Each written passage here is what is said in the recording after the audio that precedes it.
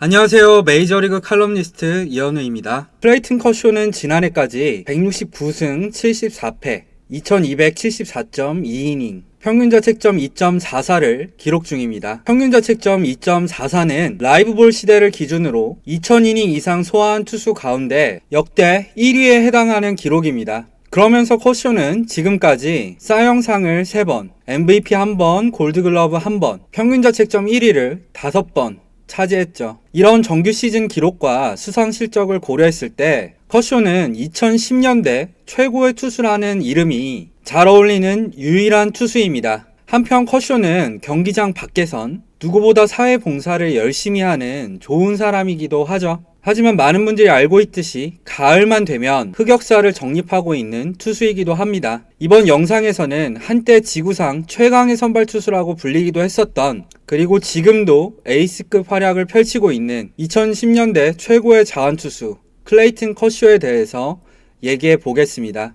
커쇼는 1988년 미국 텍사스주 댈러스에서 태어났습니다. 10살 때 부모님이 이혼하면서 어머니인 마리안 로빈슨 밑에서 성장을 하게 됐는데요. 교육열이 강한 마리안 씨는 텍사스의 부촌으로 유명한 하이랜드 파크의 사립학교로 아들을 진학시켰습니다. 하지만 아무래도 커쇼와 다른 학급 친구들 사이에는 생활 수준 차이가 날 수밖에 없었죠. 어머니 마리안 씨는 커쇼를 위해 거의 일에 파묻혀서 지냈다고 하는데요. 이런 어머니를 위해 커쇼는 야구 선수로 성공해 어머니를 편하게 모시고 싶다는 일념으로 연습에 매진했습니다. 그러면서 고교 시절 13승 무패, 64이닝, 139탈삼진, 평균자책점 0.77을 기록할 수 있었죠. 이런 활약을 바탕으로 커쇼는 고고 3학년 시절 USA 투데이에 의해 올해의 고교 야구 선수로 선정이 되기도 했었습니다. 고등학교 졸업 시즌이었던 2006년 신인 드래프트에서 커쇼는 고교 자완투수 최대어라는 평가를 받았습니다.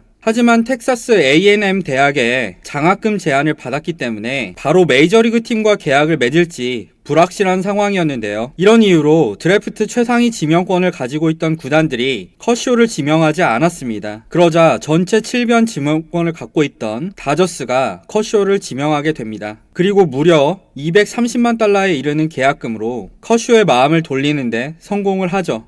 여기에는 어머님을 편하게 해드리고 싶다는 커쇼의 마음도 한몫했습니다. 그리고 커쇼와 계약을 맺은 것은 다저스의 입장에서도 행운이었죠. 다저스와 계약을 맺은 첫 해, 커쇼는 루키리그에서 2승 무패, 평균자책점 1.95를 기록하면서 단숨에 베이스볼 아메리카 선정 전체 유망주 랭킹 24위에 올랐습니다. 그리고 이듬해 싱글 A와 더블 A에서 평균자책점 2.95를 기록하면서 2008년을 앞두고 커쇼는 전체 유망주 랭킹 7위에 오르게 되는데요. 2008년 5월까지 커쇼가 더블A에서 1점대 평균자책점을 기록하자 다저스는 아직 만 20세였던 커쇼를 메이저리그로 불러들입니다. 빅리그 데뷔 첫 해 커쇼는 평균자책점 4.26으로 빅리그의 높은 벽을 실감하게 되는데요. 하지만 이듬해부터 조금씩 빅리그에 적응하기 시작했습니다. 2009년 커쇼는 8승 171이닝 평균자책점 2.79를 기록했습니다. 만 21살이란 나이를 고려하면 준수한 성적이었지만 이때 당시 커쇼는 9이닝당 볼넷이 5개에 가까웠고 그 때문에 많은 이닝을 소화하지 못했었는데요. 원인은 패스볼과 커브 두 가지 구종만 던지면서 우타자를 상대로 어려움을 겪었기 때문입니다.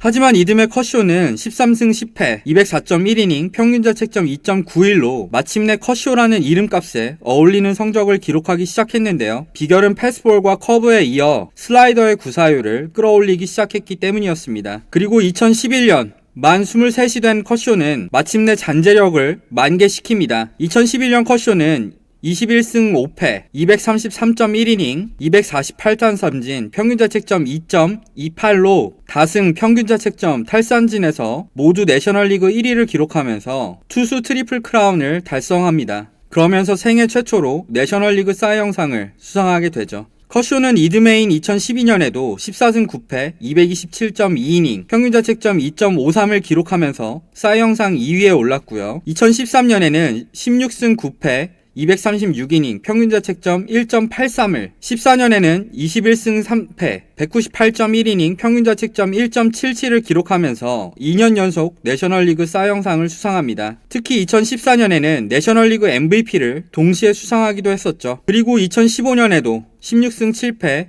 232.2이닝, 평균 자책점 2.13을 기록하면서 커쇼는 5년 연속 사이 영상 투표 3위 안에 드는 시즌을 만들어냅니다. 이 2011년부터 2015년까지 5년 동안 커쇼는 88승 33패, 1128이닝, 1249탈삼진, 평균 자책점 2.12를 기록했는데요. 연평균으로는 18승 7패, 226이닝, 250탈삼진, 평균 자책점 2.11에 해당하는 성적입니다. 이때는 커쇼가 정말 지구상 최강의 선발 투수라고 불리던 시절이죠. 그리고 이듬해인 2016년에도 커쇼는 12승 4패, 평균 자책점 1.69를 기록했습니다. 그런데 한 가지 문제가 있었죠. 허리 부상으로 인해 투구 이닝이 149이닝에 그쳤다는 것입니다. 2017년에도 커쇼는 18승 4패, 평균 자책점 2.31을 기록했지만 허리 부상 때문에 투구 이닝은 175이닝에 그쳤습니다. 이때 커쇼는 경기에 나서기만 하며 압도적인 모습을 보이지만 허리 부상으로 인해 더 이상 많은 경기에 나서지 못하게 된 것입니다. 전성기 시절 커쇼는 패스볼과 슬라이더, 커브가 모두 메이저리그 최강급인 투수였습니다. 전성기 커쇼의 패스볼은 평균 150km 정도에서 형성이 됐고 높은 팔각도 때문에 상하 무브먼트가 12인치에 달해서 타자 입장에서는 마치 떠오르는 것처럼 느껴졌었는데요. 마치 이중 키킹처럼 한번 멈췄다가 다시 시작되는 투구폼과 뛰어난 숨김 동작이 더해지면서 전성기 시절 커쇼의 패스볼은 늘 구종같이 최상위권을 차지했었습니다. 그리고 커쇼의 전성기를 만든 슬라이더는 더 말할 것도 없죠. 커쇼의 슬라이더는 평균 145km를 기록할 만큼 빠르기 때문에 기본적으로 패스볼과 구분하기가 쉽지 않고요.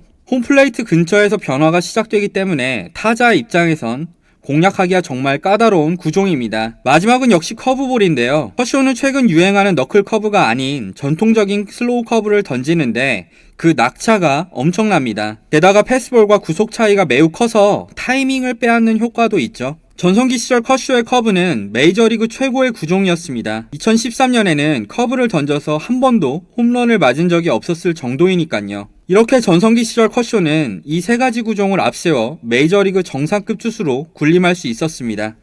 그런데 2018년 커쇼는 9승 5패 161.1이닝 평균 자책점 2.73으로 부상으로 인한 결장도 결장이지만 나와서도 예전만큼 압도적이진 못했습니다. 바로 허리 부상이 장기화되면서 패스볼 구속이 2마일 정도 감소했기 때문이죠. 지난해에도 16승 5패 평균 자책점 3.03을 기록했지만 여전히 커쇼의 투구 이닝은 178.1이닝이었습니다. 그리고 평균 자책점 역시 이전해에 비해 0.3점만큼 늘어나는 모습을 보였는데요. 물론 2018년 19년 성적도 커쇼가 아닌 다른 투수라고 한다면 매우 준수한 성적이긴 합니다. 하지만 커쇼가 이전처럼 더 이상 압도적이지 않은 것은 분명한 사실이죠. 지난 12년간 커쇼의 커리어를 정리하면 크게 4단계로 나눌 수 있습니다. 우선 2008년부터 10년까지 초창기 3년입니다. 이 시절 커쇼는 아직 완전히 다듬어지지 않은 원석이었죠. 하지만 해마다 조금씩 빅리그에 적응하는 모습을 보여줬었습니다. 두 번째는 2011년부터 15년까지 최전성기 5년인데요. 이 시절 커쇼는 그야말로 지구상 최강의 선발 투수였습니다. 세 번째는 여전히 기량은 뛰어나지만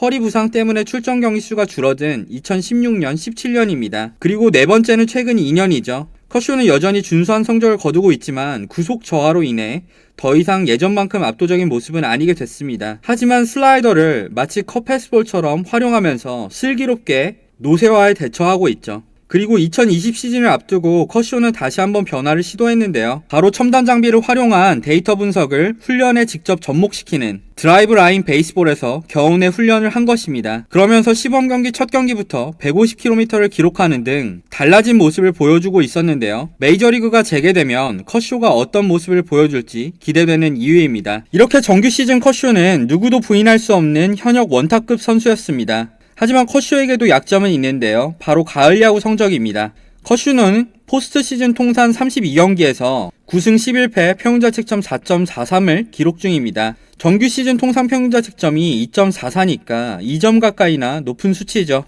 무엇보다도 심각한 문제는 언제나 늘 가장 중요한 순간에 홈런으로 무너졌다는 것입니다. 2017년 월드시리즈 5차전에서 4.2이닝 동안 6실점을 기록했고요. 2018년에는 월드시리즈 1차전에서도 4이닝 5실점으로 무너졌었죠. 2019년에도 똑같았습니다. 내셔널리그 디비전 시리즈 5차전에서 9원 등판한 커쇼는 8회 공 3개 만에 앤서니 랜덤과 후안 소토에게 연속타자 홈런을 얻어맞았습니다. 물론 2017년 18년 월드시리즈 상대가 전자장비를 이용해 사인을 훔친 휴스턴과 보스턴이긴 했죠. 하지만 그럼에도 불구하고 두 팀을 상대로도 잘 던진 투수는 분명히 있었습니다. 그리고 커쇼는 꼭 두 팀만이 아니라 다른 팀을 상대로도 늘 중요한 순간에는 약했기 때문에 사실 변명의 여지가 없죠. 커쇼가 가을에 부진한 이유에 대해선 단순한 투구 패턴이라던가 체력 문제 등 여러가지 분석이 있습니다. 저도 이와 관련해서 몇 번 칼럼을 쓴 적이 있었는데요. 사실 가장 큰 원인은 이런 경기 내적인 요인들보다는 심리적인 부담이 너무 큰 게 아닌가 하는 생각도 듭니다.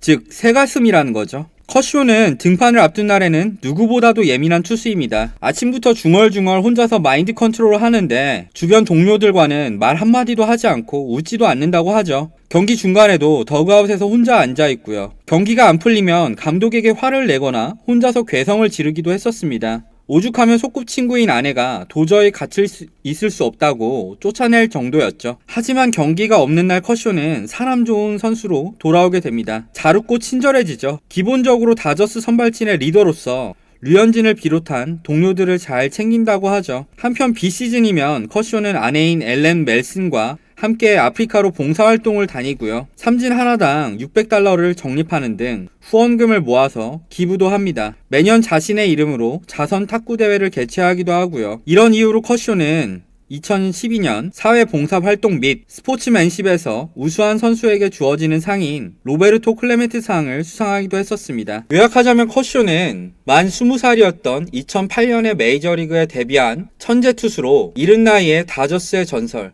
샌디 코펙스의 버금가는 좌완 투수 역사에 남을 엄청난 전성기를 보냈고요. 허리 부상 여파로 전성기 대비 기량이 하락한 지난해까지도 예전만큼은 아니지만 에이스급에 준하는 활약을 펼치는 선수입니다. 그리고 매 시즌 발전과 적응을 위해서 끊임없이 노력을 하는 선수이기도 하죠. 이 때문에 커쇼는 2020 시즌 가장 반등이 기대되는 선수 중 하나입니다. 한편 가을 야구에서 약한 거는 숨길 수 없는 단점이지만 경기장 밖에서는 누구보다 인간적이고 착한 선수이기도 하죠. 이런 다양한 매력 때문에 커쇼는 우리나라 메이저리그 팬들 사이에서도 많은 사랑을 받고 있습니다. 이번 영상은 여기까지입니다. 지금까지 시청해주신 분들 모두 감사합니다.